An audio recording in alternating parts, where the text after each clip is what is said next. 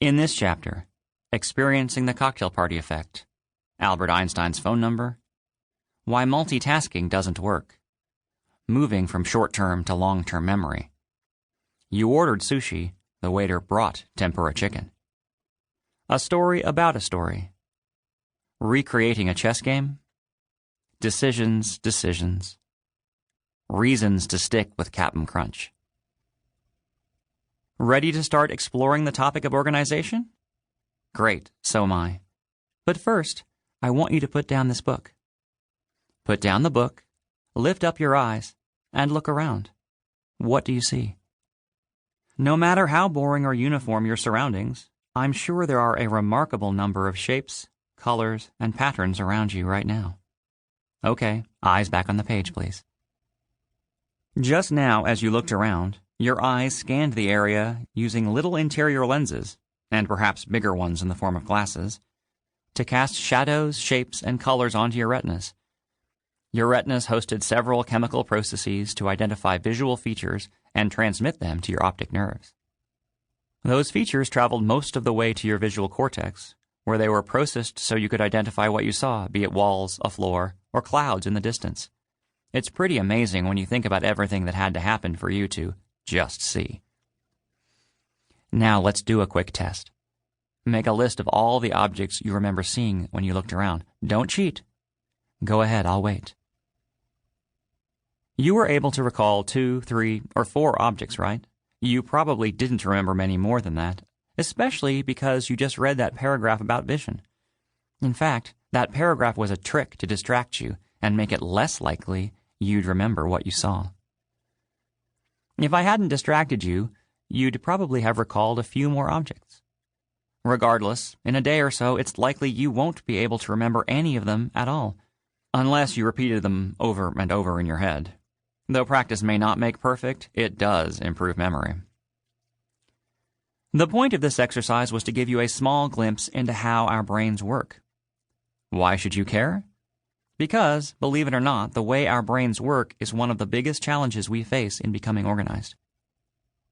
When I was studying for my PhD in cognitive science, I was constantly surprised by the amazing things the brain can do. For example, you can identify gender and estimate age just by looking at a photograph of someone's nose. You can recognize a song within a few notes. You can approximate where a frisbee will land after only a second or so of watching its flight. You and your brain are astounding. Yet I was equally fascinated by what the brain doesn't do well.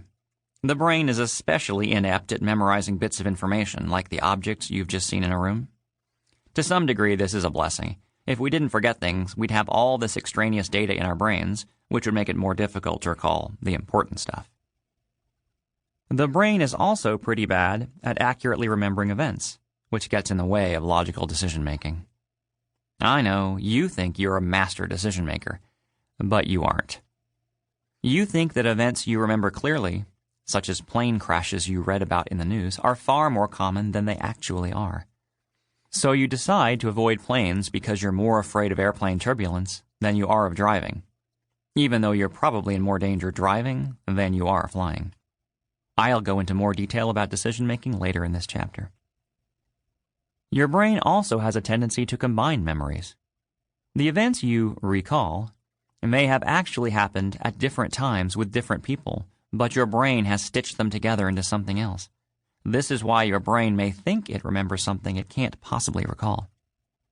For example, you might think you remember something that happened to you at age 4, but in reality you don't. It's more likely your parents told a story about you when you were at that age so often that your brain decided it remembered it. But it didn't, because the brain can rarely, if ever, form lasting memories at that young an age.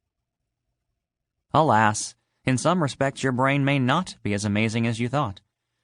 But don't take it personally.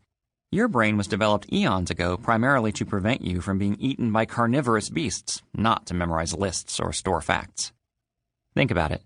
Your brain weighs only about 3 pounds. You've cooked turkeys far bigger than that. My brain's dead weight. I'm trying to get my head straight. Eminem. My name is. By the way, if any of you are hoping for a diagram of a brain with an arrow pointing to the place where you organize your life, I won't be delivering it. I couldn't even if I wanted to because there are many different mental processes that play a role in how we organize information.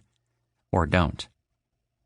However, I can help you understand how your brain functions so you can recognize all the ways it works against you and work around them. Believe it or not, that understanding can be crucial as you try to organize all the information in your life. Fact is, we need information to do just about everything. The information we use on a day-to-day basis in our jobs and our personal lives often comes from memory. For example, just performing a simple task, such as writing an email, requires us to move information stored in long-term memory, such as the facts or opinions we're expressing in the email, into short-term memory. Without that process, how would we know what to write? But we face a challenge.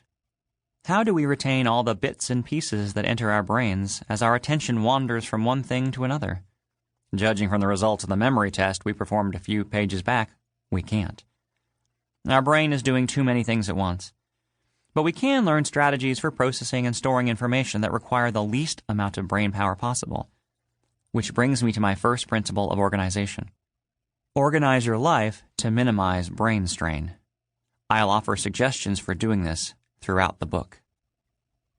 By the way, did you notice I called it a principle of organization rather than a rule? Honestly, I'm not here to give you rules. Rules are meant to restrict you.